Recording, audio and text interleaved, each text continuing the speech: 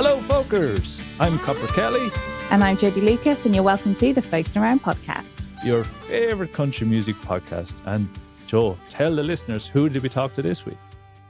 So this week we had the last year's Glór Tíre finalist, Alex Roe. Really, really brilliant interview. Really enjoyed catching up with him. He's such a fun, down-to-earth lad. It was his first ever podcast that he did, so he was a little nervous, which was very sweet. But I think, you know, we showed him the ropes quite well, and got some good gossip from him, I would say. Got a good crack out of him, like to say. But Joe, he also told us about how when he saw T.R. Dallas when he was a kid, and how that inspired him to get into the country music. And also he disclosed a unusual fear that he has. So stick around to the end of the episode to hear that. But for now, without further ado, we get into the interview, and we'll talk to you after. Awesome. So Alex, thank you so much for joining us here on the Folkin Around podcast. Oh, thanks a million. Thanks for having me on as well. Oh, you're very, very welcome. You've actually been a really, really popular guest. When we put notification out that you were on here, our sort of inbox kind of blew up a little bit. So we'll get to some of the fan questions later as well. But for those people that maybe don't know who you are or haven't seen you before, why didn't you give us a bit of background and tell everyone who you are? Well, I suppose, my name anyway is Alex Roe, and I've been playing Irish country music for probably about 5 to 6 years. I started when I was in transition year in secondary school. Mm-hmm. I was just gigging around and kind of getting away with it. And I recorded a couple of songs then after 2 or 3 years. And ever since then, the gigs have been kind of coming in, and like it just got really, really busy. And then Trudy was brilliant to bring me on Glór Tíre. And then from there, it was supposed to be a huge year last year, but obviously with pandemic and everything, it didn't work out like that. But but look, it'll come back hopefully at some stage. Yeah. And I see you have a guitar on the wall behind you. You play guitar yourself? I've two. My two babies. Yeah, they're the ones that don't even go into a box. They're just the ones that stay there. And that's my Nashville guitar, and then I have my Hudson then behind me. So. Oh, very good. So you're speaking his language now. Yeah. See how they will tell you on the wall behind me. For our video, for our listeners, you can, if you go onto our YouTube, you'll see what we're talking about on our YouTube video. But I'll just describe. He has 2 acoustic guitars on the wall behind him anyway. So you strum away there. Do you write your own songs? Do you? I have a few kind of nearly ready to go. Yeah. I think when you're writing your own stuff, you're your worst critic. Like, and absolutely, it could be a brilliant song or it could be a terrible song, but you just don't know. So you're kind of just like, I know I sent over a couple of songs to Billy Morrissey there recently just to kind of read over and see what he thinks, and he came back to me and said, yeah, they're pretty good. Like there's something there. So I'm kind of thinking maybe I will, maybe I won't. I don't know yet, but probably it'll be towards the end of the year, I'd say. Yeah. So there's plenty of time, isn't there, to get you practicing at least? Yeah, definitely. I'd say another year anywhere more. So how did you sort of first get into music? If we start from the beginning, your musical family, did you go to the good old Irish dances? What is it that got you involved first? So we'd have a musical in our family here. So my uncle, my grandfather first, my mommy's side plays like kind of just traditional Irish music. On daddy's side, they're more into farming and stuff like that. But everyone's farmers that we have on. I feel like I'm the only person that isn't a farmer on this podcast. Like, I need to be on a tractor or something. So I suppose that when I started into the country end of it, I went to see my aunt and uncle brought me to see Nathan Carter, and T.R. Dallas was playing before him. I saw T.R. Dallas and he had this hat on him. I thought, who's this lad coming up now? Who's this Lachigo coming up the stage? Like, yeah.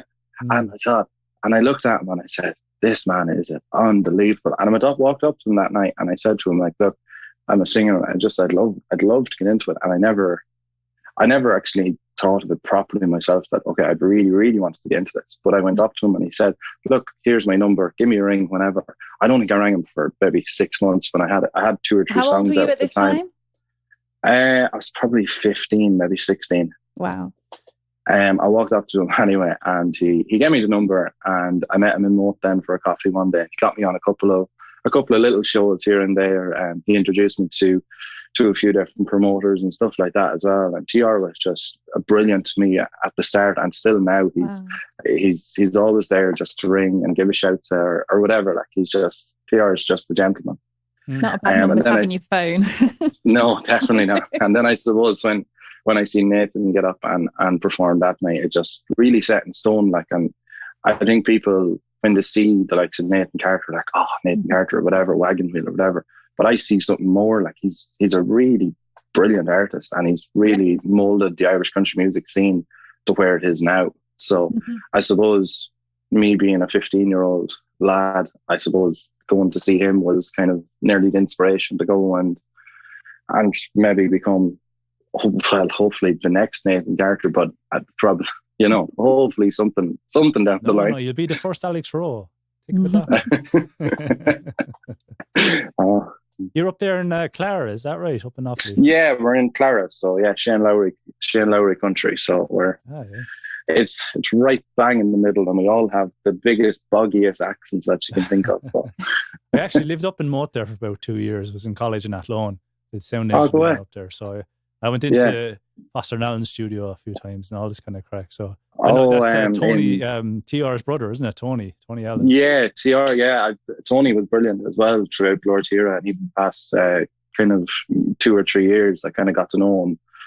I got to know him really well, and I kind of got close with him. And he actually performed at one of the launch nights that I did, and I'm like, oh my God, this is like half of Foster and Allen, and I'm kind of here looking at him, and he's just talking to me as normal, like, and you could sit with him and have a coffee, and I'm kind of like, please don't say something stupid, like, I want to be friends with you forever, like, Yeah, they're a down-to-earth kind of guy, isn't he?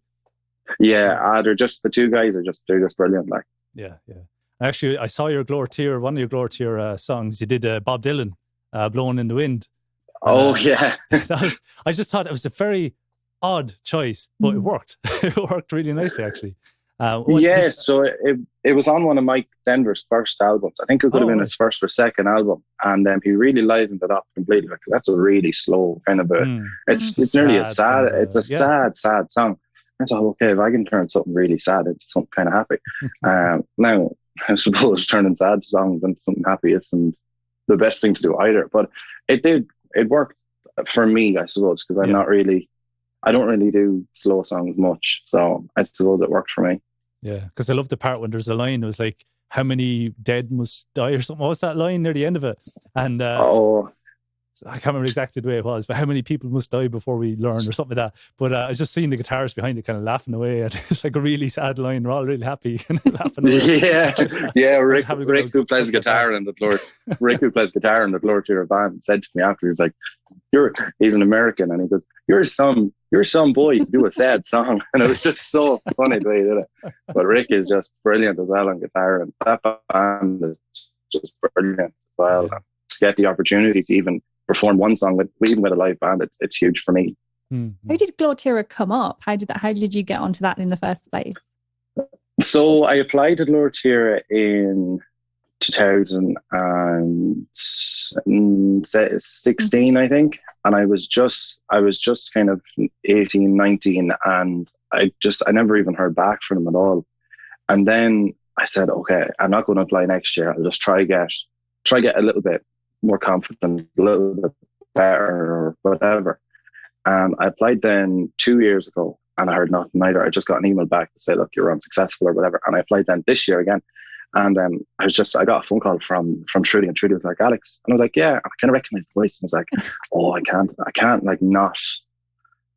not know who this is. So she started talking anyway. And then she said, oh, yeah, it's Trudy Lawler here. And I was like, oh my God, what's Trudy? And she just said, yeah, would I like to go on Glór Tíre to see my application? And I jumped at it straight away. I said that numerous curse words that I can't repeat ever again, but it was incredible. And then to get the phone call then from the producers and stuff like that, it was just brilliant. Like, how do you find once you were actually on there, and we've spoke to a couple of people who've been on Glór Tíre and things, and it's a first experience of being on telly and having cameras and things like that. How did you find that at still such a young age? I suppose I was lucky enough in a way that I've had very like maybe one or two small experiences with the camera. So I did a little bit with Hot Country TV with Hugh O'Brien. And I just got lucky enough to know that these cameras are going to be swinging all around and nearly going to hit you in the face and whatever. But that was just the only luck. It was just pure luck that I had that. But yeah, for anyone that goes in blind, I can imagine how terrifying it can actually be. Like, now I before the competition, I was only in the Keys once.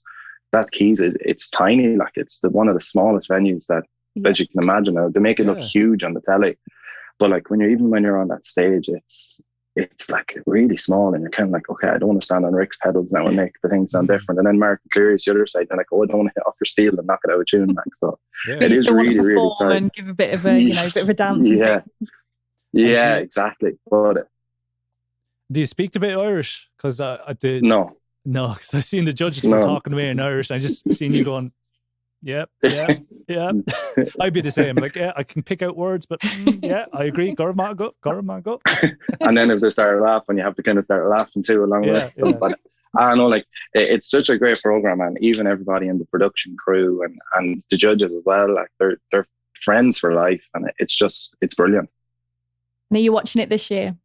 I am, yeah. I watch it every year religiously anyway. I just love it. Like, I think it's just such a good opportunity. Like, when you see like RTE and all the mainstream television networks don't really give much hop to the country music scene. So for like from January the whole way through until the end of March, that's 3 full months of television just every Tuesday night for Irish country music. So for that, even if I'm not on it, it's brilliant for the scene. Yeah, definitely. I saw another song you were doing as well, Patsy Fagan. That's good. I got caught in my head. I think that's the first time I actually heard that song, but it's probably a very, very well-known song, but I just hadn't heard it before. Where did that song come from? Who sings that? Yeah, so Derek Ryan had it on his third or fourth album, in around there, and it did really, really well for him. And I started doing it kind of only recently enough. So when I had my first launch, that was the song that I'd always do first. And then when I started doing guest appearances or whatever at different concerts for Trudy, that was the song that Trudy and Billy said, oh, sing Patsy Fagan, it goes down great. And it's a happy song, and people seem to enjoy it. Yeah, it's one of my favourites as well, to be fair. It's okay. It just gets you in the mood, doesn't it, and gets you ready just to have a dance. Just gets you ready to swing, just having a hoolie. So what's the next plan for you? Obviously, you said that you had a really big year planned. What was the plans, and what's going to happen with those plans, I guess? Well, I suppose I had a lot of festivals in for 2020, and there were bigger gigs that I was being able to bring like a band to and be like supporting. Like, I was supposed to be supporting Jimmy Buckley, Mike Denver, all these people in Monaghan and different festivals around the place. But like everything has just been taken from everybody now. It's not just me. So I suppose I'm lucky in a way that I get to just go back. I have my one piece whenever it starts back again, and I think everybody's going to be starting from scratch again. I started work on the album as well. I was starting that hopefully when Glór Tíre finished in March of last year, if it was to finish on time. But I haven't really gotten much of that done. But we've about 8 tracks left to do. But that'll be the plan anyway for this year. You've been doing a few live streams anyway. Yeah, I go live every Tuesday and Saturday, so they're going down really well. So the people, like, there's people from New York and Scotland, and it's Facebook and Instagram and all the social medias are just great platforms for getting yourself out there. And I suppose they all come with the negatives as well. Like, there's this online trolls and bullying and all this, but that's 1% of the social media, where the 99% is just amazing. Like, would you see a lot of that now? Yeah, I would see a good bit. I'd see a good bit of it now. Ever since I put up the post on Instagram, it's been a lot less, but kind of, I don't know, during Glór Tíre and everything, I think people seem to think that they can post something online and think I'm never going to see it. Like, keyboard warriors, I remember reading the posts just before the semi-final or something. They were resharing all the old videos or something like that.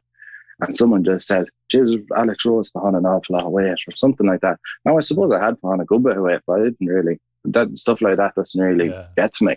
But like, just to see it, like, it's kind of like, okay, he said that, and they probably don't think that I'm even going to see it.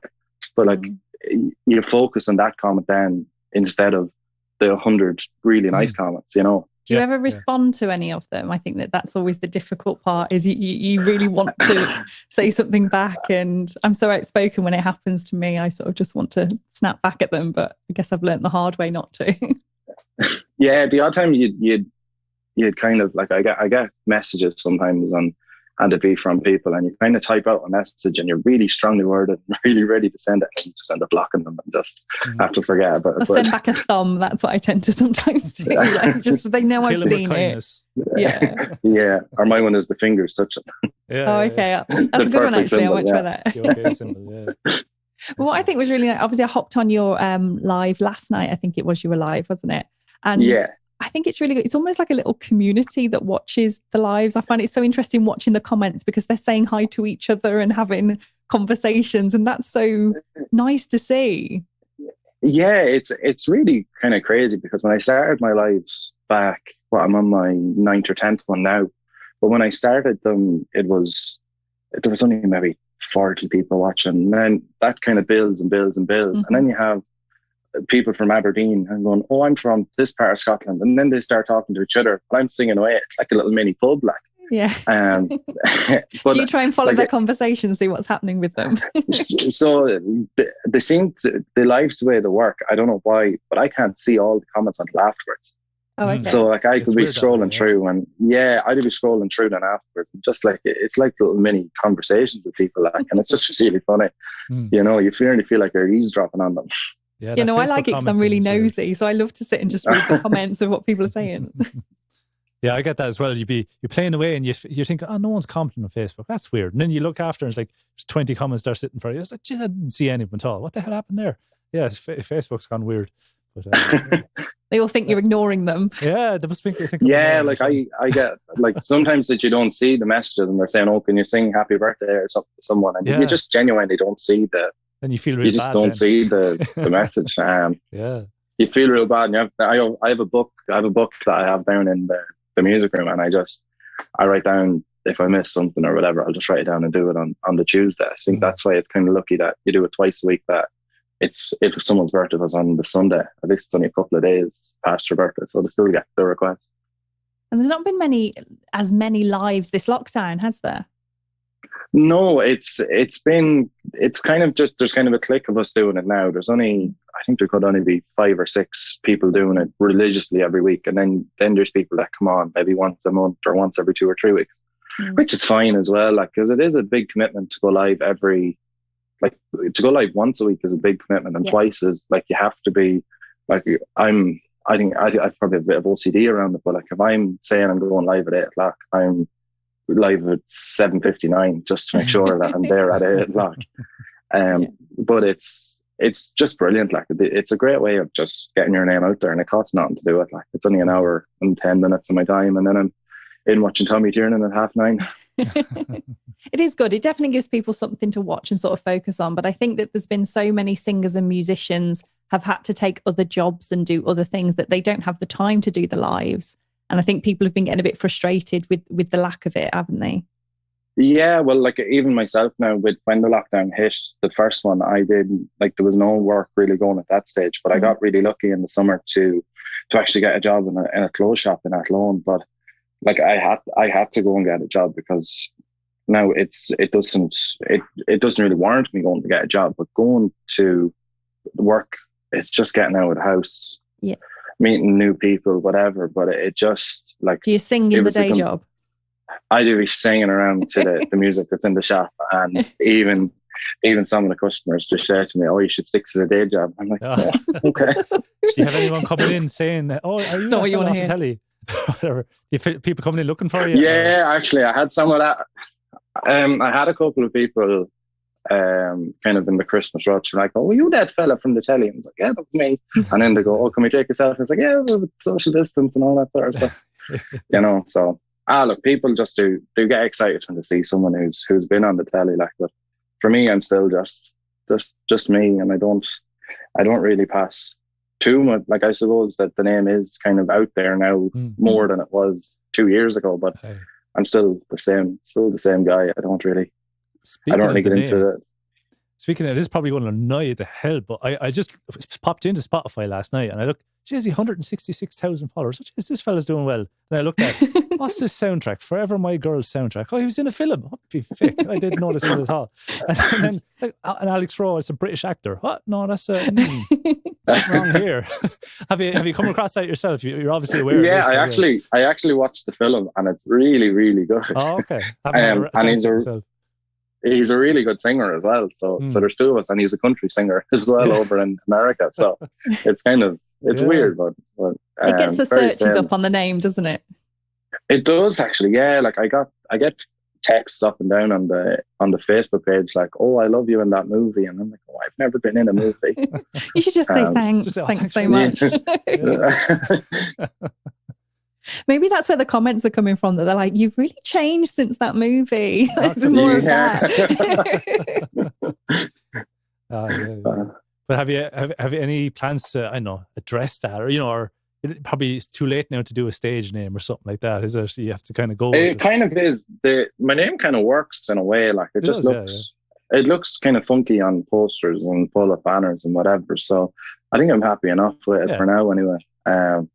Might go down the line and change it to, I don't know, something American or something maybe. I don't know, but I don't know. It works, and I suppose I kind of like having my actual name out there. That I wouldn't be getting confused if someone was calling me a different name, and I kind of wouldn't even acknowledge them, Because it's just that if you get so big, sometimes I think people just want that sort of different lifestyle. Obviously, Copper Kelly's expecting to be massive. That's why he's gone for a different name. Doesn't want to get stopped in the phone book or something. No, I just want to cause more confusion. Anyway. So go ahead. So I'm going to go to some fan questions, if that's okay. And I'm just going to get my phone. I hope it doesn't affect the audio. Sometimes when I switch on my phone, the audio goes a bit funny. So really funny. One of my best friends who I go to most of the gigs with and who I travel with was just casually having a conversation with her the other day about how the podcast was going and people we'd interviewed. And I was listing off people that we had coming up, and it was just all, okay. And I came to your name and she just squealed. She was so excited that I was talking to you. And I'm not going to hold my phone up and show you, but I have to scroll for the amount of things she has asked me to ask you. But I'll just pick out a few of them. So otherwise, it would be the longest episode. But her name's Jill Cosby. Jill. I'm sure you know Jill. Everyone knows Jill. Jill came to when I had my first launch in the Well. Yeah. Jill is from England. I can't remember. Sussex, is it? Chester. No, I'm wrong. Chester. Just by me in Chester, yeah. She came to my first ever launch in the Well, and she's just a dote. And we've just been really just for that as well, didn't she? She travelled. Yeah, she travelled the whole way over through the night. She was telling me, and she arrived at around 6 o'clock that evening, and the doors were opening at around 8. And she went up to the room and she came down, and I think she drank about 940 brandies that night. That's her. This is why we're friends. But yeah, Jill, so excited. So she wanted me to say a big hi to you.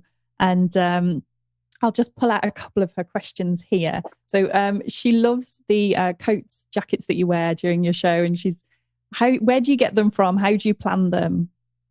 So I suppose I've been really lucky that there's a shop in Tullamore called Guy Clothing. Now they sponsor Mike Denver as well, but they have supplied me with 99.9% of the clothes that I own at the moment.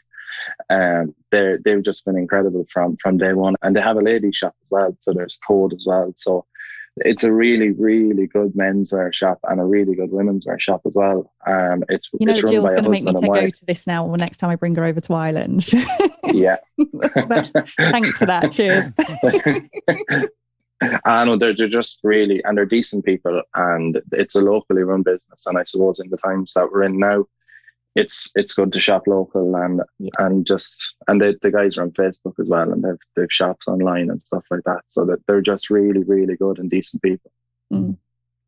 And Jill also asks, have you got any plans, obviously, when all this is finished, to come over to England and do some, she did say specifically around Chester, but any gigs over in the UK? There was talks of stuff happening in the UK, but that was going to be for 2021. But that was before 2020 happened. So I suppose we'll have to just get back into talking to the venues over there and see where they're at. I suppose I don't know if they want to have me or whatever, but if they do, I'll be the first one on the boat over in the van. And I'm sure she'll be the first one to get her tickets as well. Yeah, definitely. So another question that we had come in from Molly down in Gorey. If you could do a duet with anyone, who would you duet with? It already happened for me, and I can't believe it happened. I have always kind of looked up to Trudy, and I thought, Trudy's just, I just couldn't get over. Like, she's just some pair of lungs on her. She's just she's just really able to sing. And for Glór Tíre to be able to sing with Trudy, it was just like a dream come true. Like, if you look back at the video, it's like I'm just there singing, smiling, and I can't stop smiling. Probably would have been. That was the one that I always wanted, and to be able to get that, it was brilliant. I suppose it would be great as well to get a duet with maybe Daniel or someone like that. Yeah. That would be kind of dream come true, or even actually T.R. Dallas. I'd love to do a duet. See, the list is coming now. He's being he's got a whole list going. Like, I could have a duet album by the end. Like, no, I noticed Copper Kelly wasn't in there, Copper. That's okay. I won't be insulted. It's all right. No offense. So I'm going to throw in one more question, which is from Jenny. And she has said, you've kind of covered this already, but she said, is there any talks of a new album? And if so, when? Yeah, so I record over in Ballyrose studio with Wayne Rose, and we've been just working a good bit on the album. And I suppose it got stopped in its tracks in 2020, so we kind of took it back up on Friday or Thursday of last week, and we nailed down probably 2 songs last week, just all guide vocals, and then come back then when we can properly and just nail out maybe 4 or 5 in a couple of days, and then probably 3 more on top of that, and then hopefully by the Christmas anyway. I'd say maybe before, hopefully by Christmas, but maybe before. So will that be released this year or next year, more likely? I'm hoping this year. Yeah, definitely this year. I'd say more than anything. Brilliant. That's good. I think it's time for my random questions now, is it? Mm-hmm. So I like to ask just random off the top kind of questions. So if you had a dinner party and you can invite 3 people from any time, alive or dead, who would you invite and why? Oh, I think it would have to be Donald Trump, Joe Biden, and I don't know, maybe Conor McGregor, just to come in and actually no, Katie Taylor. I think Katie Taylor.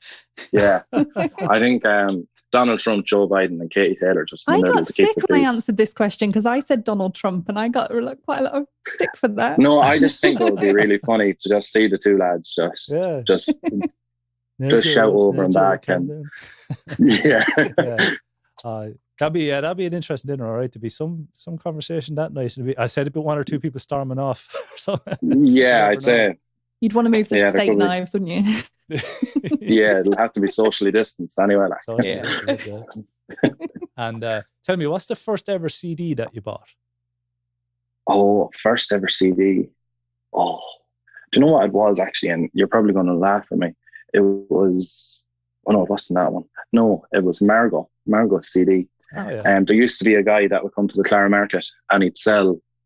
So the artist would give him the CDs and he'd pay for the CDs. I thought you were going to say like pirate ones then. I thought that you were like, he sells these out of his briefcase. No trouble. No, they were real CDs.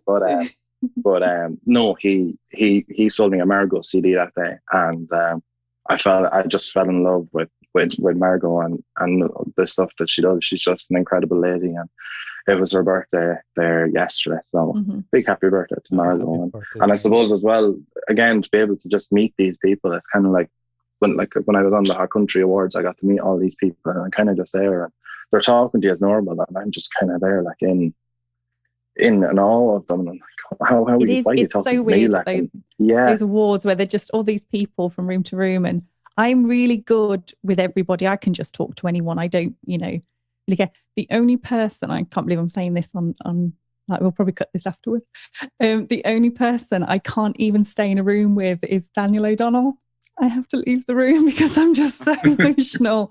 That's who I was brought up with and sort of idolised from such a young age. I thought you were saying you can't stand them. You can't be near. Oh no! That's what I was like for as well. No.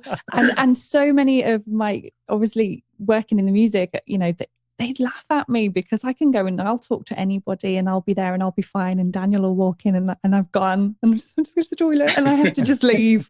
I just can't look directly at him. I think that's what it is. It's I'll get there one day. I haven't even got a picture with him, would you believe? He's like, I haven't either. I think I'm kind of the same. I seen him. I don't know if I met him. No, I did. It was at, I think, the Sunday World Awards back a couple of years ago, and he was there. And I walked into, so I got really lucky, and I just went into the green room. I just followed after. I don't even know who I was with. I was with someone anyway, and I went into the green room and I got to meet. I met Nathan. I met Johnny Brady. I met all the guys, and next thing Daniel was there. I'm like, oh, I have to go home now. I just couldn't bring myself to say hello to him.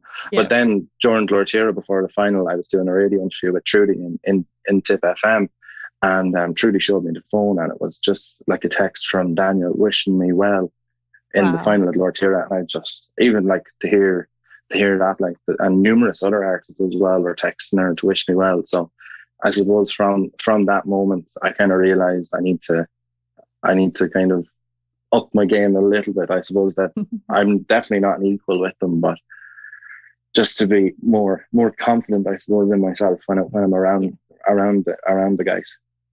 And just learn what you can from them as well, because they're all just so good at giving. Yeah. And you know that you know, that's what I love about the Irish country community is they're not like other genres where they're so self-absorbed, I guess is probably the best word to use. You know, they're happy to share the gift and the stage and things like that with everybody, and people like yourself that are coming up the ranks and things. You'll be doing it yourself soon. In a few years, you'll have people going, oh, I can't stay in a room with that Alex Roe. Yeah, he's just so mean. I don't like it. Yeah, like even as I say with the Irish country music scene, like Trudy Lawler and Billy have organised the Reach Out movement, and that's just incredible. Like I got to ring a lady last night, and I got a lift out of it myself. And for anyone that's struggling or anything like that, it's just such a good initiative. Like I don't know, would you have that in the other genres of music? I think it's just such a tight-knit community. And even for the Reach Out movement, like after the gigs, you're always standing around and you're just chatting you could be chatting for an hour and 2 hours after gigs, and then you have to pack up the gear and bring it home. But I honestly couldn't see myself doing country music without that part of it. It's just the part of being able to go and meet so many different people. It's incredible. I think that's the weird thing as to how it's going to be after COVID, because the few gigs that I got to last year, so we did the Derek Ryan, the UK tour, was just as Ireland was already in lockdown and Derek was over here, and it was kind of a bit unsure. So taking the decision to just stop the meet and greets, and there was uproar that there was not a meet and greet afterwards, and it was so weird. And then in September, we went to Jerry and Stuart at the Well, and again, people were like hanging around the door, and Declan was like, could you all leave, please? And they were like, we're not going to, we've seen them. And I think it would be really sad if that part of it doesn't come back. Yeah, I definitely can see it coming back to normal eventually at some stage. I think when it comes back, I'd say the meet and greets will be down a little bit that from where they were, but there'll definitely still be that aspect of, because it's a part of the night out for people as well, like being able to go to the likes of the Well, dance for the night, and then on the way out the door, shake Michael English's hand or shake Mike Denver's hand or anyone's hand. Or Alex Rose. It's just not, and it's the part of the atmosphere and a part of the night for people. And I suppose that gets people through the week as well. And it's amazing how many people just, that is their life, is going to the gigs and they don't do anything. And I was lucky enough with Trudy to arrange a phone call for one of Derek's fans who I don't want to say her age. I think she's in her 80s, and I'm really sorry if you listen to this and you're not, but I think she's in her 80s, and she's so sweet. And every morning you see a picture of her with her cup of coffee and her Derek mug. And, you know, she lives by herself. She has, you know, the dances were what got her out. Every single weekend, somebody would come and pick her up, take her to a dance. And it's hard for those sort of people. And for Trudy to be able to get those phone calls for those people is amazing. And I think that somebody had to go around and make her a cup of tea and calm her down after Derek phoned her, because she was just an absolute state blesser. But that got her through, and that's really lifted her mood. And I think if you can do that for anybody, then, you know, it's kind of there's a kind of a lift in the Irish country music scene anyway, ever since the Reach Out movement has been launched. And there's a song out now, I think it's This Week Coming, and it's just an incredible movement and an incredible idea from Billy and Trudy to think of, like, they're not thinking of themselves or the publicity of it. They're just thinking of poor woman sitting at home on her own, or poor man sitting at home on his own, or anyone who could be struggling kind of mentally or even physically or anything, just to be able to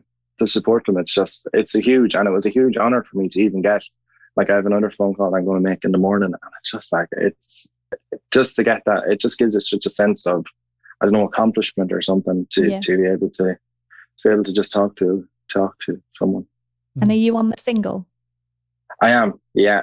I mean, what's the name of the single? This will be out after it's come out, by the way. We're not giving anything away. I think it's called Reach Out. I'm not 100% certain, but it's something like Reach Out or something like that anyway. And is it a new song then? Yeah, so Max T and Billy wrote it. Brilliant. Cool. Yeah, so the two of the best songwriters out there, I think, at the moment anyway. And I have two more random questions for you. So if we're having a karaoke night, there's beers flowing and the mic is going around, the mic is handed to you now, what would be the first song you'd sing? Oh, I think I'd do something like crazy, like not country at all. I think I'd do like Tina Turner or something, just for the crack. Oh, really? Wow. Yeah, just for the crack, like, more than something like that. Yeah, or even I can't even think of the name of the song, but I'd do a Tina Turner song, I think, or maybe even, I don't know, like, Is This the Way to Amarillo? That would be kind of where that would be kind you of. Wait till your next live. I'll be in the comments going, "Could you play some Tina Turner?" That's good. And another last one, and then we leave you alone. Have you any ghost stories for us? Ghost stories. Ghost story. Any experiences yourself or anyone in your family or anything like that? Not really. I don't like the darkness myself. I'm kind of afraid of the dark. That's an exclusive. Okay.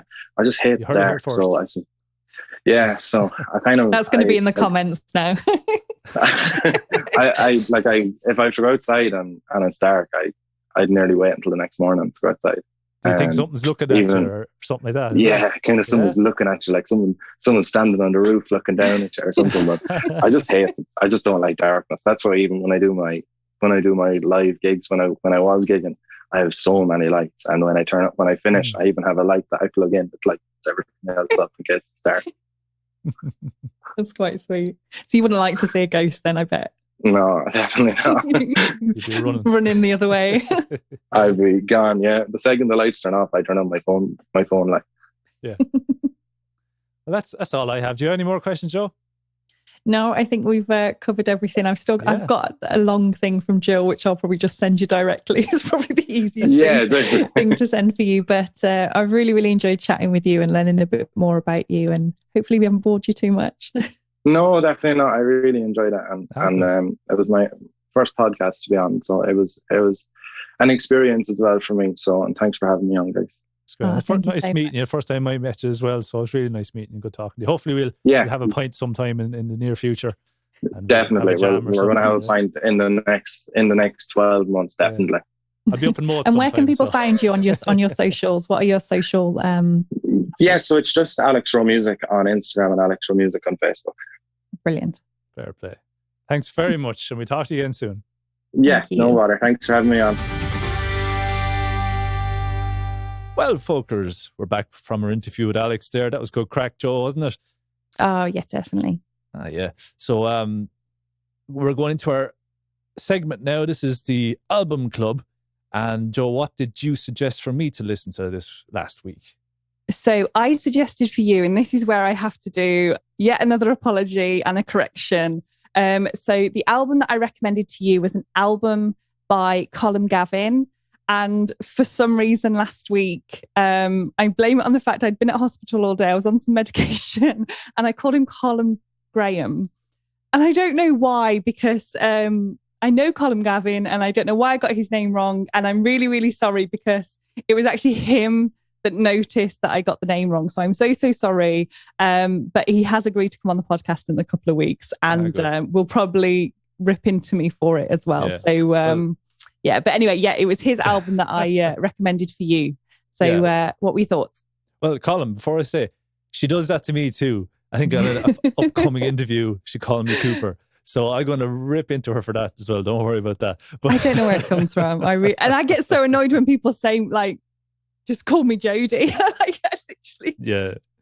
So weird. So but the album, I stuck it out. I listened to it probably 2 or 3 times there. Mm-hmm. And I had to check as I was listening to it. I was like, am I listening to Elton John or am I listening to this Colm Gavin guy? It's like, it's such a, I suppose, a similarity between the voices from Colm to Elton John. And it has that feel as well, a kind of rock and roll kind of feel to the album as well, which I really liked. Is Colm a guitarist as well? Yes, he is. Yes, if you go on his social media pages, he's put up a new acoustic song this week called Hummingbird. Yeah, just him and his guitar, and it's just lovely. I love the rock and roll guitar in this album. It's great, like, nice tone and really, really nice vibe to the album. And I suppose Good Morning Stephanie was that kind of starting at the first song, it had this kind of real intimate, delicate kind of production on the sound. Mm-hmm. The voice was all kind of dreamy and kind of distant, and it was real nice kind of really nice kind of vibe to it. And it kind of kicked off with Good Morning Stephanie, kind of went into the rock and roll kind of style. Yeah. And nice little guitar licks here and there. And the lyrics are very good. It's full of lyrics. He doesn't hold back with stuffing lyrics into his songs, which I like. No. I think you'll get on really well with him when he comes on the podcast, to be fair. You're both, 2 songwriters. I think I won't get a word in edgeways, I'm thinking. Which is probably good. I'll probably get something wrong. Yeah. But what I mean by that, like some I suppose some songwriters will write a sentence and then make that sentence last for 3 minutes kind of thing. But he doesn't. He's just like, give me more and more lyrics. It's all good. Yeah. But great album altogether. And I had to kind of make sure I wasn't listening to Elton John as I was going. It was very, really, really, really, really good. You can see that like, Elton John's obviously a big influence on him. Maybe it is, maybe it's not. I don't know. We'll ask him. We'll find out. But I really, really enjoyed it. And what did you like about it, Joe? I just liked the sort of overall. I found there was a good mix of like songs for different moods. We've spoke before about how music is dependent on your mood and what you listen to and things, and you kind of go on a bit of a journey with it. Even for quite a short album. I keep giving you these short albums. You keep giving me the long ones. 39 minutes is it's 12 songs, decent length. Yeah. So and what did I suggest to you, Joe? So, so you recommended to me. I haven't got the album. Is it Fire and Fury? No, Sound and Fury. She's off again. I know. I'm so sorry. I'll just rename everything. This wasn't. I'll be honest. Like, this is like no offense to anybody. This wasn't my cup of tea. It was very you. And particularly the first song that is just that instrumental that you had kind of spoken to us about. It was just very. I don't know how to describe it. I did warn you about the first song, at least. Say again. I did warn you about that first song. It's just like this big long 5-minute intro, guitar solo, kind of slow building kind of thing. And if you're not into that, you're not into it. So what did you think from the second? Some of it was really, because obviously you like your sort of rocky, your guitars and things like that. Yeah. There's a lot of it that's really like electronic and almost like a dance vibe to it. And it's really strange how some of the songs start and I think, I might quite like this one. Like, it was more toned down, it was quite relaxed, and then from nowhere it would just have all this effects and things like that. And terrible language in some of it as well. You're really bad at picking like the bad one. Yeah. See, to be fair, there is explicit warnings on them. Okay, I don't even register. I must take note more. Like I just listen to whatever. If there's a curse word in it, there's a curse word. I don't really mind. But so warning to anybody that that does listen to it. But you know, I listen to it, and I think that it is really good to open your mind sometimes to different types of genres and music and singers and things. And it wasn't my cup of tea, but I know that you love it, don't you? Yeah. It's just you didn't actually say the name. No, I'm going to rip into you again. You didn't say the name of the artist. Sorry. Sturgill Simpson. Picked on today, have you noticed? Sound and Fury. But I absolutely love this album. I suppose it's not technically a country album. Kind of like Colm Gavin's, it's not technically very country, but there is some country elements, I guess, to it. But it is more kind of I think it was under the alternative section. I think it was But the thing is with genres of music, like, I hate kind of pigeonholing things.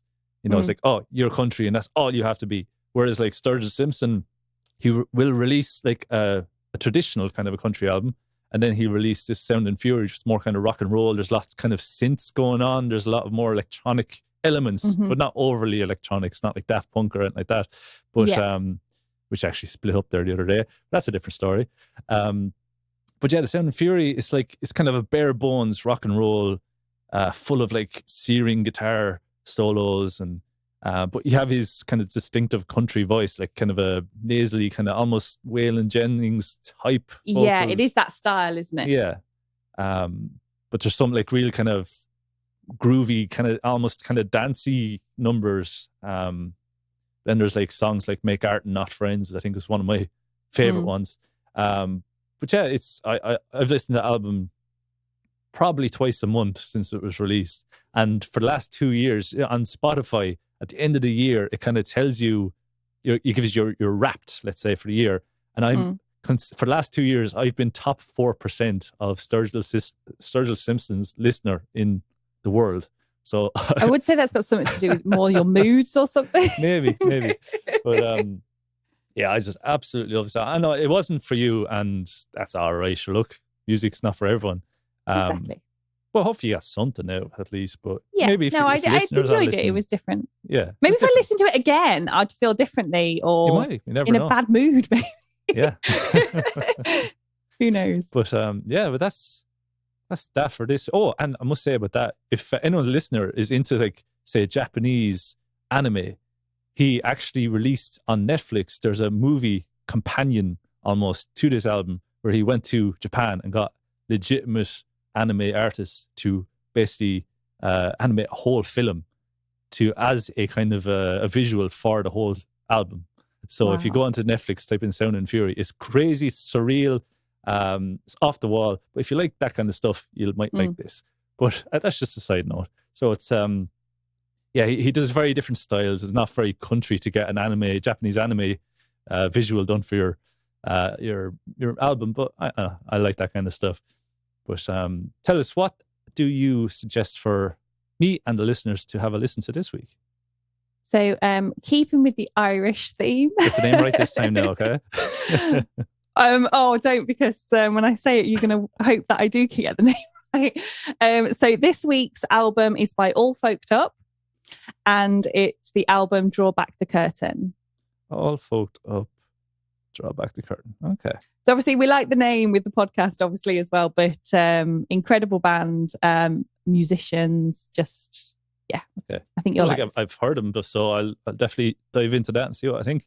Yeah. And I have more of a traditional country music album for you this weekend, or this week, Joe. This is going to be by Colter Wall, another American guy. Actually, no, he's not American. He's Canadian. He's from Saskatchewan in Canada. And Colter Wall, and the album is called Imaginary Appalachia. You know, Appalachia region where Dolly Parton's from. So Imaginary Appalachia. Just had to write that down then. I was like, It's it's more of an EP. It's like 22 minutes long. So it's not, it's 7 songs, 22 minutes long.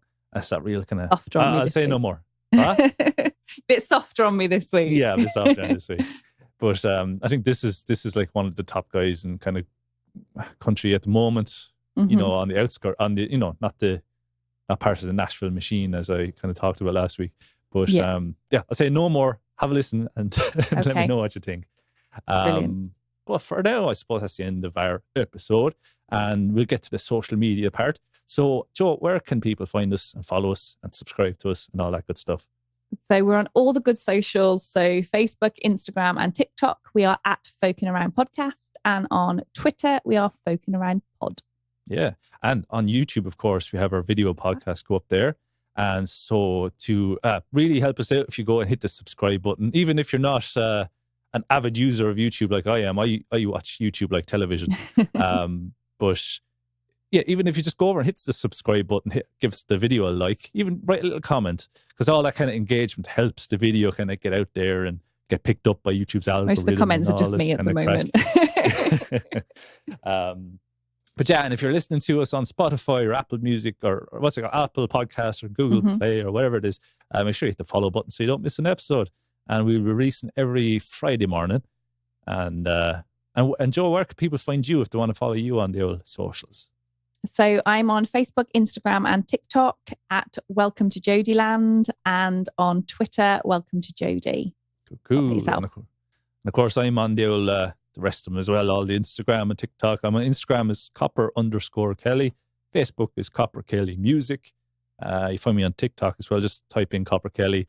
Can't remember my handle there, but if you just search Copper Kelly, you'll find me. I think it's Copper_Kelly, I think. Yeah, it probably is.